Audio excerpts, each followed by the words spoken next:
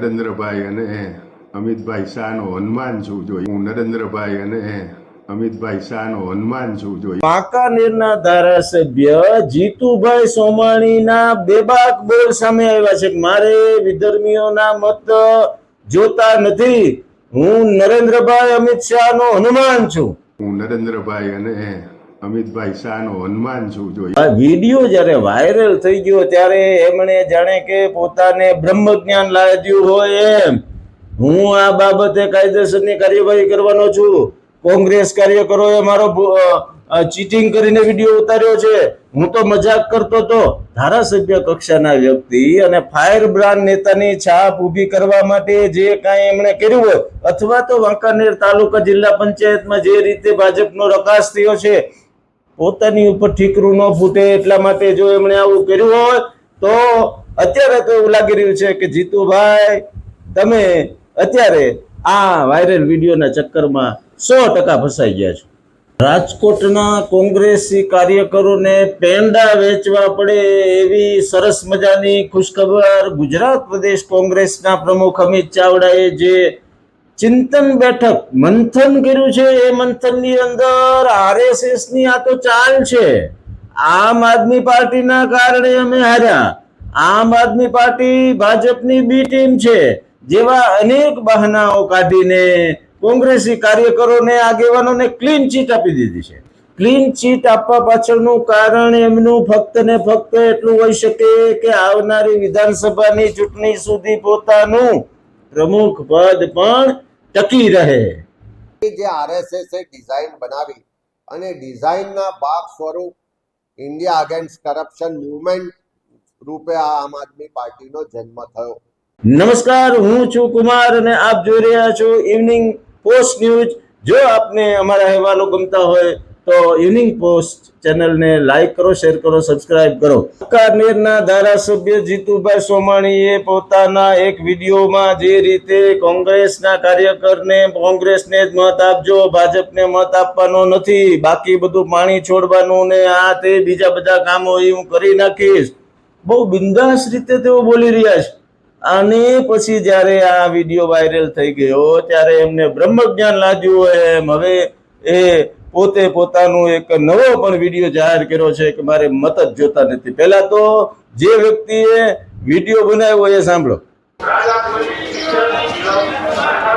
જીતુભાઈ ખારું દલડી આપણે આમ ધ્યાન આપણે દઈ જ છીએ, તમારામાં ધ્યાન તો દઈ જ છીએ, અમે મુસલમાન છીએ અને આપણે ધ્યાન દઈએ. આપણે 50 વીઘા જમીન છે, પાણી સારું તમારા હિસાબે આવે. ખાલી ગયું 50-60 મત નકાવી ભાજપમાં તાલુકા પંચાયતમાં જિલ્લામાં બેયમાં ભાજપ પર જ નાખવાના તો કોંગ્રેસ ના એમાં અમને નહીં ફાવે. ભાજપ પર જ નાખવાના તો કોંગ્રેસ ના એમાં અમને નહીં ફાવે, કારણ કે અમને 5 વર્ષ થયા આમાં લાભ મળે. એ લાભ તો મારે દેવરાવો હોય ને. એમ હા તો હું કહું એમ કરો ને, હા નાખજો કોંગ્રેસમાં, પાણી કયો ત્યારે છોડાવી દઈશ.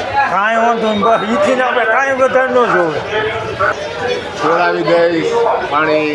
એમ હો તમે આ વસ્તુ કરો કાંઈ વાંધો બરોબર. ભાજપમાં નાખવાનું કહીશ ત્યારે તે દી ભાજપનું કહીશ, અત્યારે કોંગ્રેસમાં નાખો. કાંઈ વાંધો નહીં નકર ભાજપમાં નાખવાનું કહીશ ત્યારે તે દી ભાજપનું કહીશ, અત્યારે કોંગ્રેસમાં નાખો. કાંઈ વાંધો નહીં નકર કદાચ કંઈ ફરે એમ હોય તો ફોન કરું કાલે. કાંઈ નહીં, આમાં જ જવા દો, હું તમને કહું છું ને. કાંઈ વાંધો કોને મોકલા તમે એમ ભાઈ મોકલી? ના ના હવે આ વિડીયો જે છે એમાં અમુક તમે સીનમાં જોઈ શકો છો કે બહુ સહજતાથી જીતુભાઈ કહી રહ્યા હોય એવું સ્પષ્ટ થાય છે. ભલે અત્યારે એમ કહેતા હોય કે હું તો જે છે એ એક મજાકમાં આવું કરતો હતો, પણ જે રીતે સીટો ગઈ છે એ તો સાબિત જ કરે છે કે ભાઈ આ મજાક નહોતી. મજાક હોય તો સીટ ન જાય. તાલુકા પંચાયત અને જિલ્લા પંચાયતમાં જે રીતે સીટો ગઈ છે અને ત્યાંના તમે ધારાસભ્ય છો, જવાબદારી બને છે. હવે આ બધી વસ્તુ જ્યારે પાણી ડોકથી ઉપર ચડ્યું પછી એમણે જે ખુલાસા કર્યા એ પણ સાંભળો. કે 2027માં ચૂંટણી લડવાનો છું, તેથી મને વિધર્મીઓએ મત ન આપે અને મતપેટી ન અબડાવે આ પણ વાત ચોક્કસ છે. મેં વિધાનસભામાં મુસ્લિમો પાસે કોઈ દી મત માંગ્યા નથી. હું જ્યારે પણ ત્યારે લડ્યો ત્યારે એક પણ મુસ્લિમોને મેં કીધું નથી કે મને મત આપજો. 2.5 લાખ મતદારો છે. હું નરેન્દ્રભાઈ અને અમિતભાઈ શાહનો હનુમાન છું. જો એ મત ન માગી શકતા હોય, ભાઈ બંગાળમાં એમ કે મારે મુસ્લિમના મત નથી જોતા, હું તો આ વસ્તુ તો હું 20 થી 25 વર્ષથી આ કહું છું કે ભાઈ મારે મુસ્લિમોના મત પેટીમાં આપી આ મત પેટીએ ભણાવતા નહીં. જો મિત્રો જીતુભાઈ કહે છે એમ કે હું નરેન્દ્રભાઈ અમિત શાહનો હનુમાન છું, અને એમણે પણ ચૂંટણીઓમાં કીધું છે કે ભાઈ મને વિધર્મીના મત નથી જોતા. હું તો વર્ષોથી કહેતો આવું છું, એ લોકો તો આજે કહે છે. ભાઈ તમે સોશિયલ મીડિયામાં જે આ વિડીયો વાયરલ થયા પછી જે કાંઈ પ્રતિક્રિયાઓ અને કોમેન્ટ્સ જે છે એ તમે સાંભળો તો ખરા. જુઓ પેલા કોમેન્ટ્સ કે આવા બધા નિવેદનોના પ્રત્યાઘાતો કેવા પડે છે. એક ઇમ્તિયાઝભાઈ પઠાણ નામના વ્યક્તિએ પણ પોતાના ફેસબુક એકાઉન્ટમાં જે વિડીયો મૂક્યો છે, બહુ સરસ રીતે એમણે વાત કરી છે કે ભાઈ ભારતીય જનતા પાર્ટી આ ચૂંટણીમાં 200 જેટલા મુસ્લિમ ઉમેદવારોને ટિકિટ આપી, એમાંથી 122 જીત્યા છે. ધર્મી વિધર્મી ને અધર્મી આ બધી વસ્તુ જે છે એ જે કાંઈ સત્તા માટેનું હોઈ શકે છે, અને એમાં પણ હવે ઘણા સુધારા છે. અને જે વાત તમે કરો છો કે મેં વિકાસ કામો કરાવ્યા, તો એ વિકાસ કામો હિન્દુ મુસ્લિમ શીખ ઈસાઈ બધાના ટેક્સના પૈસા થાય છે. ઘણું બધું એ બોલે છે. પણ આ મામલે જીતુભાઈ તો અત્યારે 100% જેને કહી શકાય કે બેબાક બોલ કરવા ગયા અને બફાટ થઈ ગયો એવું તો લાગી રહ્યું છે. ગુજરાત પ્રદેશ કોંગ્રેસ સમિતિના પ્રમુખ અમિત ચાવડા પોતાનું પદ બચાવવા માટે જાણે કે ગાંગા થયા હોય એમ ઝોન વાઇઝ એમણે કોંગ્રેસના હારના જે છે એ ચિંતન બેઠક ને મંથન બેઠક ને આવું બધું ચાલુ કર્યું છે. પરંતુ આ ચિંતન મંથન બેઠકમાં દર વખતની જેમ હારનું ઠીકરું જે છે જિલ્લા શહેર કોંગ્રેસ પ્રમુખ ઉપર ફોડવાનું જે હતું, અને એમને જે ખ્યાલ આવ્યો કે ભાઈ જો આવું પગલું ભરવામાં આવશે તો પછી કોંગ્રેસના અન્ય આગેવાનો પ્રદેશ પ્રમુખનું પણ રાજીનામું માગશે. આગામી ચૂંટણી 2027માં છે, ત્યારે આજે રાજકોટની મુલાકાતે આવેલા અમિત ચાવડાએ હારનું ઠીકરું જે છે RSS અને આમ આદમી પાર્ટીની સાજિશ છે આવું કહે અને બધાને બચાવી લીધા છે. અમિત ચાવડાએ શું કહ્યું સાંભળો. સમીક્ષા બેઠકમાં પ્રજાલક્ષી કયા મુદ્દાઓ છે એના પર પણ ચૂંટણી પછીની પરિસ્થિતિ પર ચર્ચા થઈ છે. ચૂંટણી પહેલા પણ જ્યારે આખા ગુજરાતમાં કમોસમી વરસાદ થયો, માવઠા થયા, કુદરતી આફતો આવી અને ખેડૂતોને જે વ્યાપક નુકસાન થયું, ત્યારે પણ સૌથી પહેલી કોંગ્રેસ પાર્ટી હતી કે જે ખેડૂતોનો અવાજ બન્યા. કિસાન આક્રોશ યાત્રાના માધ્યમથી અમે માગણી કરી હતી કે ખેડૂતોના સંપૂર્ણ દેવા માફ થવા જોઈએ. સાથે સાથે જ્યારે અમે આ યાત્રા લઈને સૌરાષ્ટ્રમાં નીકળ્યા, ગુજરાતમાં જન આક્રોશ યાત્રા લઈને નીકળ્યા, ત્યારે દરેક ગામમાં ખોટી જમીન માપણીની પણ વ્યાપક રજૂઆતો થઈ. મહેસૂલ વિભાગમાં ખેડૂતોને જે એન્ટ્રીથી લઈને અનેક રીતે ભ્રષ્ટાચારનો ભોગ બનવું પડે છે એની પણ રજૂઆતો થઈ. ઉત્પાદનના પ્રમાણમાં પૂરતા બજાર ભાવ નથી મળતા. એપીએમસીઓમાં જ્યાં ભાજપનું શાસન છે ત્યાં ભેદભાવ કરવામાં આવે છે, ત્યાં ભ્રષ્ટાચાર થાય છે. સરકાર સામે જે નારાજગીના મતો છે, જે એન્ટી ઇન્કમ્બન્સી છે, કે લોકો સરકાર સામે નારાજ હોય, વહીવટ સામે નારાજ હોય અને એને બદલવો હોય, પણ એ મતોને કેવી રીતે વિભાજિત કરવા જેથી સત્તામાં બેઠેલા, સરકારમાં બેઠેલા લોકોને લાભ થાય, એ જે RSSએ ડિઝાઇન બનાવી અને ડિઝાઇનના ભાગ સ્વરૂપ ઇન્ડિયા અગેન્સ્ટ કરપ્શન મુવમેન્ટ રૂપે આ આમ આદમી પાર્ટીનો જન્મ થયો. પહેલા દિવસથી આમ આદમી પાર્ટીની જે પાછળની એની જે થિંક ટેન્ક છે, એનો એજન્ડા નક્કી કરવાવાળા લોકો છે, એ ક્યાંક ને ક્યાંક આ ભાજપને મદદ કરવાની ડિઝાઇનના ભાગ રૂપે કામ કરે છે. આ જે સમીક્ષામાં બહાર આવી રહ્યું છે, કેટલાક પોકેટ્સ છે, ચોક્કસ વિસ્તારો છે કે જ્યાં આમ આદમી પાર્ટીને મત મળ્યા છે. મોટે ભાગના ગુજરાતના બહુમત વિસ્તારમાં આમ આદમી પાર્ટીને લોકોએ એટલા સ્વીકારી નથી, એવા પ્રમાણમાં મત આપ્યા નથી. પણ ચોક્કસ જે ભાજપને ફાયદો કરાવવાવાળી જે થિંક ટેન્ક છે, જે RSSની સિસ્ટમ છે, એના આધારિત ચાલતી આમ આદમી પાર્ટી છે, એટલે એનો ઉપયોગ મતોને વિભાજિત કરવામાં થઈ રહ્યો છે. ચોક્કસ વિસ્તારોમાં થઈ રહ્યો છે, ચોક્કસ સીટો માટે થઈ રહ્યો છે અને એનો ફાયદો ભારતીય જનતા પાર્ટીને મળી રહ્યો છે. Thank you. જો મિત્રો, અમિત ચાવડા ચોખ્ખું કહી રહ્યા છે કે ભાઈ અમે ખેડૂતોના પ્રશ્નો ઉકેલા, યાત્રાઓ કાઢી, થાંભલાઓના પ્રશ્નો ઉકેલ્યા, કાયદો વ્યવસ્થામાં અમે કેટલું બધું કર્યું.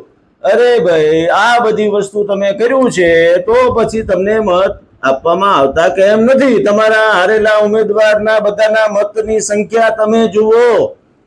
હજુ સુધી જો તમને સમજાતું ન હોય કે આપણે જે કરી રહ્યા છીએ એ તદ્દન ખોટું કરી રહ્યા છીએ, જનમાનસમાં આપણા જે હોદ્દેદારોની વચ્ચે તડા છે એ તડાના કારણે પ્રજા વિશ્વાસ મુક્તિ નથી કે ચૂંટ્યા પછી પણ જો આ 4 ચોગા છે એ ચોગા અલગ અલગ રીતે ચાલશે અને વળી પાછું જે છે વિકાસના નામે જે બધા જે છે એ તાગડધીના કરશે તો શું થશે? એના કરતા આ બરાબર છે કે અંદરો અંદર મામલો સમીતો જાય છે. તમારે સ્પષ્ટ જ્યાં સુધી સમજવું નથી કે ભાઈ લોકો કેમ આપણી નાળ પારખી શકતા નથી અથવા તો આપણે લોકોની નાળ કેમ પારખી શકતા નથી, લોકો આપણી નાળ કેમ પારખી ગયા છે, આ ઊંધું દર્દ છે. તમે લોકોની નાળ પારખવા જાઓ છો પણ લોકો તમારી નાળ પારખી ગયા છે. ચૂંટણી ટાણે તમારા મુખ્ય હોદ્દેદારો એ રાજકોટ શહેર હોય તોય જે રીતે શહેર કોંગ્રેસ કાર્યાલયની અંદર તમારા ઓબીસી સેલના ચેરમેન નથી જતા, અમુક આગેવાનો નથી જતા, એ જ રીતે કોંગ્રેસના બીજા જૂથના નેતાઓ એમની સાથે નથી બેસતા. આ તો ખાલી તમને મેં રાજકોટની વાત કર્યું, તમે તમારા ગુજરાતના પ્રદેશનું પણ જોઈ લો. આના કારણે જે છે એ પ્રજા જે છે એ અમુક છૂટક બુટક ઇલાકામાં તમને ચૂંટે છે. બાકી કોંગ્રેસનું કોઈ પણ પ્રકારનો ક પણ હવે લોકો યાદ રાખવા માંગતા નથી. જો તમે હજી પણ આવું કહેતા હો કે આરએસએસ અને આમ આદમી પાર્ટીના કારણે અમે હારીએ છીએ, પ્રજાના ગળે તમે આ વાત ઉતારી શકતા નથી. હારનું ઠીકરું તમારે 100% તમારી નિષ્ક્રિયતા, પ્રજાના પ્રશ્ને રોડ ઉપર તમે આવતા નથી એ છે. અને જે એક વ્યક્તિ જે છે એના દુઃખમાં તમે સહભાગી થતા નથી. એટલે આવા મંથન જે છે એ કરવા હોય તો સાચા કરો. ખોટા મંથન આવા કરવાથી પ્રજાનો કોઈ દિવસ હજી પણ આવનારા વર્ષોમાં પણ તમે કોઈ પણ પ્રકારની જે છે એ સપોર્ટ મેળવી શકવાના નથી. રાજકોટના રેસકોર્સ ગેલેરીની અંદર હનુમાનજી મહારાજના બહુ સરસ, જેને કહેવાય આર્ટ ચિત્રો પ્રદર્શન શરૂ થયું છે. બહુ સરસ જ હનુમાનજી મહારાજની અવનવા જે છે એના પોઝમાં બહુ ચિત્ર કલાકારોએ પોતાની કલા પીરસી છે. બહુ જોવા જેવું છે. નગરજનો એની અવશ્ય મુલાકાત લે એવું જે છે એવું અપીલ એમણે કરી છે. સાંભળો. મેં આ હોર્સની પેઇન્ટિંગ બનાવી છે અને મારા પેઇન્ટિંગ્સના પાછળના રહસ્ય એ છે કે મારા દરેક પેઇન્ટિંગમાં બહુ જ વધારે ઇમોશન્સ અને દરેક પેઇન્ટિંગની અંદર એક સ્ટોરી હોય છે. અને હું મોસ્ટલી મારા બધા પેઇન્ટિંગ્સ હું એક્રેલિક મીડિયમ્સમાં કરું છું.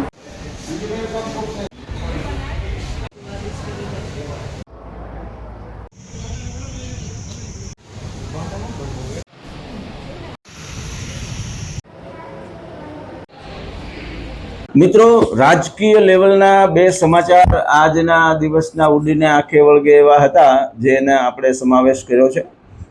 ઇવનિંગ પોસ્ટ ન્યૂઝ ને આજે જ લાઈક કરો, શેર કરો, સબસ્ક્રાઈબ કરો. આભાર.